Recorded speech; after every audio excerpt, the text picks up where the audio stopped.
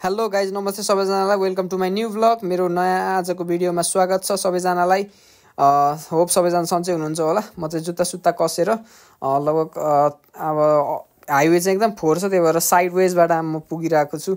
म पुगे बेगनासतालको छेउछेउ धुलो मैलो खाँदै नेपालको बाटोमा अनि राम्रो नेचुरल भ्यू हेर्दै नेचुरल माटोको धुवा धुलो खाँदै हामी चाहिँ आज चाहिँ जान लागेको छौँ अहिलेको एकदम भाइरल स्पट जहाँ चाहिँ लगभग यस्तो भिड हुन्छ। नि इन्डियाबाट पनि मान्छेहरू आएर हेलो हाई गरिरहेको छ मेरो भिडियोमा, जस रमाइलो लाग्छ।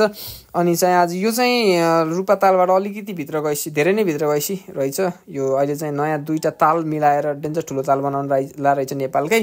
त्यहाँ खन्दा खन्दा चाहिँ यस्तो भेटिएछ कि यो रुखको ठुटाबाट चाहिँ पानी पानी आएको आयो कि लाइक पानीको मुहान हो कि मूल फुटेको हो कि के हो, यस्तो टाइममा त मूल फुट्न नपर्ने जस यहाँ आउँदो रहेछ। अनि यो ठाउँलाई चाहिँ यहाँ भगवान उत्पन्न हुनुभयो भनेर चाहिँ सबैजनाले यहाँ पूजापाठ गर्ने अनि सबैजनाले हेर्न यस्तो भिड लागेको रहेछ।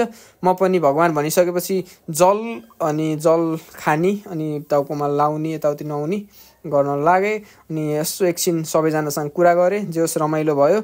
यहाँको ठाउँ चाहिँ म आएको थिइनँ, जे होस् दामी रहेछ। सबैजना पनि जानु यस्तो ठाउँ हेर्न पर्छ भन्न चाहन्छु। जे होस् ठिक छ। अनि त्यसपछि चाहिँ सबै भिडियो अलिअलि खिचेर म निस्केँ घरतिर। धन्यवाद सबैजनालाई।